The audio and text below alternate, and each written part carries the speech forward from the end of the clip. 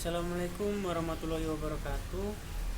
Saya Rasid Abisandi akan mempresentasikan tentang bahaya praktek riba. Allah yang Maha Kuasa dan Bijaksana tidak akan mengharamkan sesuatu yang baik bagi manusia, tetapi hanya mengharamkan apa yang membawa mudarat bagi manusia, baik secara individu maupun masyarakat. Berikut bahaya riba.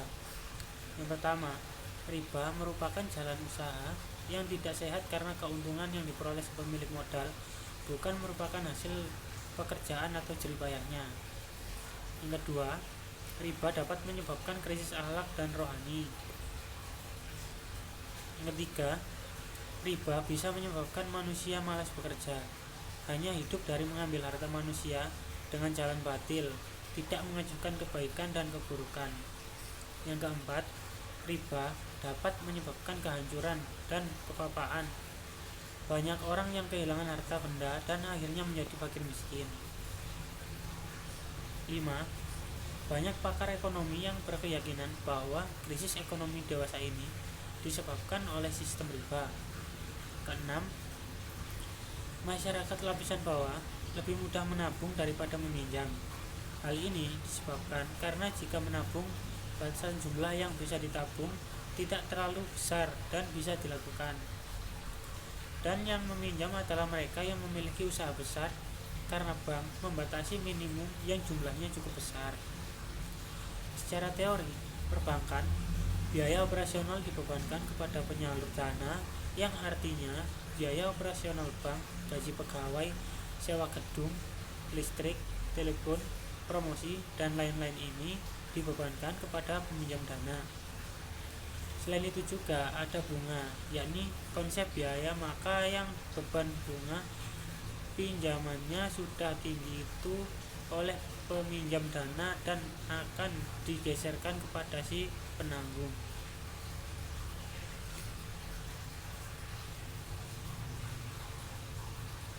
Apabila si peminjam dana adalah pedagang, maka beban bunga itu digeserkan kepada harga barang yang dijual.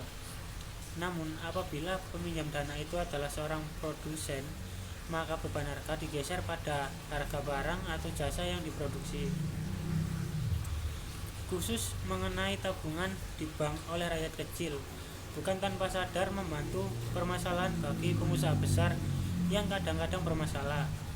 Jika itu berlangsung secara terus-menerus dalam jangka panjang, yang akan terjadi jurang pemisah yang semakin jauh dalam antara yang kaya dan miskin. 7.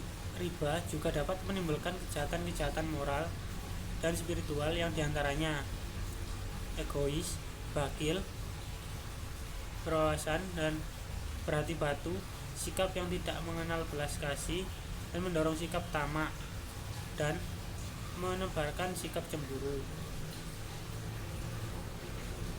Imam Ar-Razi tahun 1938 telah menjelaskan mengapa Islam melarang sistem riba. Berikut adalah alasannya. A. Merampas kekayaan orang lain, merusak moral, melahirkan benih kebencian dan permusuhan. Orang kaya semakin kaya, yang miskin semakin miskin. Karena biaya modal menjadi sangat mahal, si miskin tidak mampu meminjam dan tidak bisa berusaha, dan akhirnya si miskin akan tertinggal jauh dari si kaya. Perbedaan bunga dengan bagi hasil, margin keuntungan, dan upah sewa. Riba dilarang sangat tegas dan keras dalam ajaran Islam karena membawa banyak pertanyaan dari kedudukan bunga bank. Berbagai pendapat yang cukup beragam dari kalangan fuqaha dan masyarakat. Secara umum, pendapat itu dikelompokkan menjadi 3. Yang pertama, dengan tegas menyatakan bahwa bunga bank sama dengan riba, sehingga hukumnya haram. Yang kedua, bunga bank tidak sama dengan riba, sehingga hukumnya halal dengan berbagai argumen. Yang ketiga, dengan mengambil jalan tengah, yakni dikatakan selama bunga tersebut rendah dan tidak memberatkan salah satu pihak, maka hukumnya halal, dan apabila bunga tersebut sudah tinggi dan sangat memberatkan, maka hukumnya haram.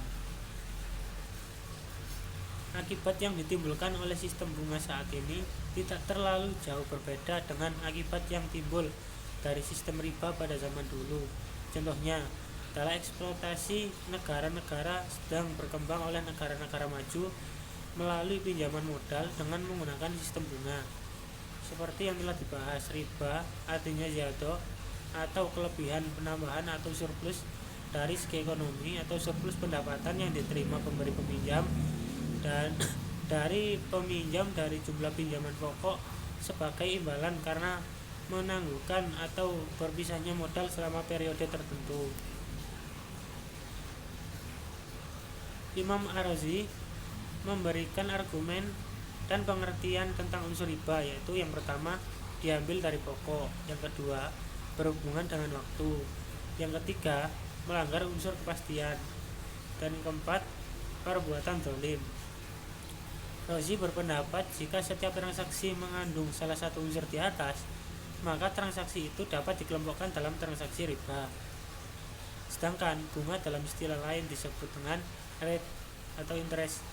Bunga mengandung 3 unsur, yaitu yang pertama kelebihan atau surplus yang melebihi dari modal yang dipinjamkan, yang kedua ketentuan besarnya surplus tergantung periode waktu, dan yang ketiga persetujuan terhadap syarat-syarat pembayaran kelebihan telah ditentukan. Jadi dapat diambil kesimpulan bahwa pengertian riba dan bunga adalah sama. Bunga nama lain dari karena hampir semua unsur riba terdapat dalam bunga.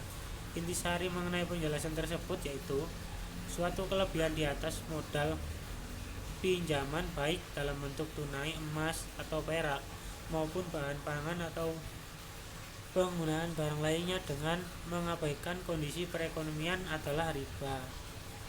Sekian yang dapat saya jelaskan, kurang lebihnya mohon maaf. Wassalamualaikum warahmatullahi wabarakatuh.